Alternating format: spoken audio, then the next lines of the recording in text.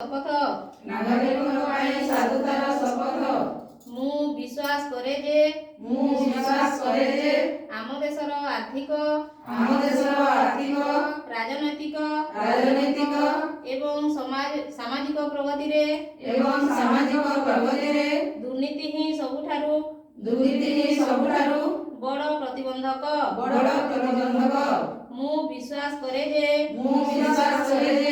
ଦୁର୍ନୀତିର ମୂଳୋତ୍ପାଟନ ନିମନ୍ତେ ସମସ୍ତ ଅଂଶୀଦାର ଯଥା ସରକାର ନାଗରିକ ସମୁଦାୟ ତଥା ଘରୋଇ କ୍ଷେତ୍ର ଏକତ୍ର ହୋଇ କାର୍ଯ୍ୟ କରିବା ଆବଶ୍ୟକ। ମୁଁ ଅନୁଭବ କରେ ଯେ ପ୍ରତ୍ୟେକ ନାଗରିକ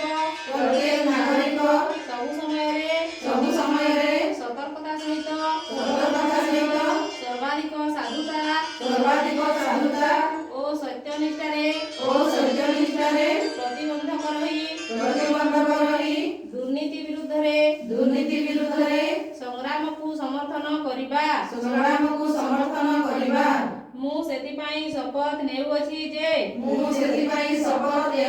ଯେ ଜୀବନର ପ୍ରତ୍ୟେକ କ୍ଷେତ୍ରରେ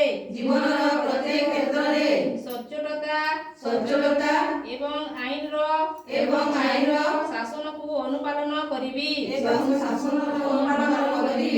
ଉତ୍କୋଚ ନେବି ନାହିଁ କିମ୍ବା ଦେବି ନାହିଁ।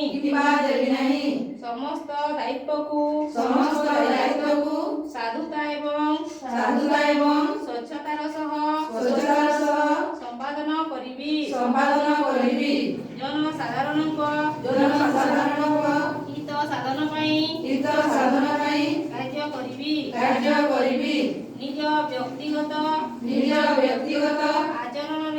ଆଚରଣରେ ଦୃଷ୍ଟାନ୍ତମୂଳକ ସାଧୁତା ବଜାୟ ରଖି ଉଦାହରଣ ହେବି।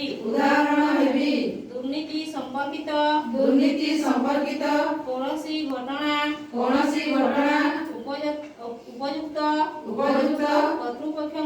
କର୍ତ୍ତୃପକ୍ଷଙ୍କୁ ଅବଗତ କରାଇବି।